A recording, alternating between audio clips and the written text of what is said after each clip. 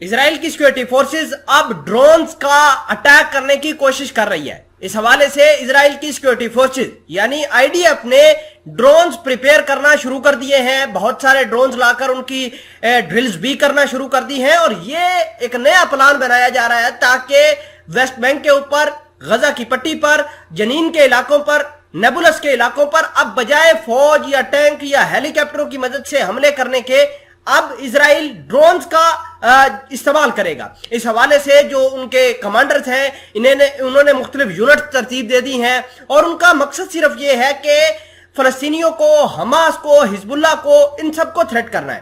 خیر بات یہ ہے کہ اسرائیل نے پچھلے 4-5 دنوں سے بہت زیادہ ملٹری بلڈ اپ کرنا شروع کیا ہے, جیسے کہ امریکہ کے B-52 موجود ہے مڈل ایسٹ کے اندر, اسرائیل کے جہاز ان کو اسکواٹ کر رہے ہیں. اس کے علاوہ امریکہ کی جو تھارڈ میزائل سسٹم ہے وہ بھی اسرائیل کے اندر آن پہنچی ہے, تو اسرائیلیوں نے ان کے اوپر بھی کام کرنا شروع کر دیا ہے. اب یہ خبر آئی ہے کہ ڈرونز کا استعمال کیا جائے گا, تو اس حوالے سے حماس, حزب اللہ یا پھر القسام کا کیا ری ایکشن ہوگا, تمام تر چیزیں آج کی اس ویڈیو میں ثبوت کے ساتھ آپ کے سامنے رکھیں گے. چھوٹی سی گزارش ہے کہ آپ ہمارا یوٹیوب چینل حسنا ٹی وی کو سبسکرائب کر کے پاس موجود گھنٹی کے نشان کو دبا لیں تاکہ لیٹسٹ نیوز آپ تک بر وقت پہنچتی رہے.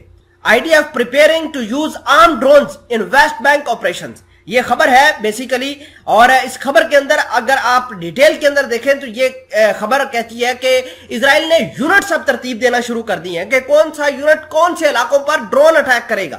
اس حوالے سے مختلف کمانڈر تعینات کیے گئے ہیں جو کہ سرویلنس کے لیے بھی ڈرون استعمال کریں گے, بلکہ ہٹ کرنے کے لیے بھی, حملہ کرنے کے لیے بھی ڈرون استعمال کیے جائیں گے.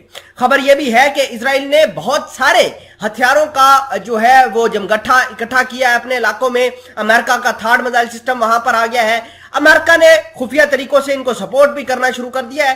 میں نے پہلے بھی آپ کو بتایا تھا کہ امریکی صدر نے کہا ہے کہ ہم اسرائیل کو ایران پر حملہ کرنے کے لیے روک نہیں سکتے, اسرائیل جیسے چاہے اٹیک کرے, ہم ان کو سپورٹ کریں گے.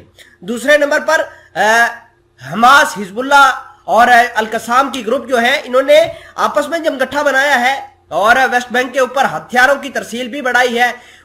اس کا اگر ہم بات کریں ثبوت سے, تو بات یہ تھی کہ 2-3 روز قبل اسرائیل کی سیکورٹی فورسز نے شام کے حلب ایئرپورٹ پر حملہ کیا تھا. اس حملے کا مقصد یہ تھا کہ جو ایران سے کارگو جہازوں کی مدد سے ہتھیار ٹرانسفر کیے جانے تھے ان کو روکنا تھا. تو اس کا مطلب یہ ہے کہ اندر کھاتے میں بہت سارے ہتھیاروں کی پریپریشن, بہت سارے میزائلوں کے اٹیکس, کاؤنٹر اٹیکس ہونے کی تیاریاں ہو رہی ہیں. کل بھی حزب اللہ نے اعلان کیا تھا کہ وہ دن دور نہیں جب ہم مسجد الاقصی کو آزاد کر کے وہاں پر نماز پڑھیں گے. اس کے بعد آپریشن بھی شروع ہو گئے ہیں.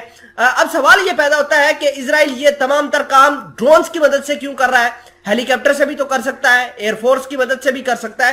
تو دیکھیے جب بھی یہ جاتے ہیں یا ان کی گراؤنڈ فورسز جاتی ہیں تو ان کو نقصان ہوتا ہے, ان کی ایئر فورس کو بھی نقصان ہوتا ہے, ان کے ہیلی کاپٹر کو بھی اینٹی ایئر کرافٹ گن سے نشانہ بنایا گیا ہے.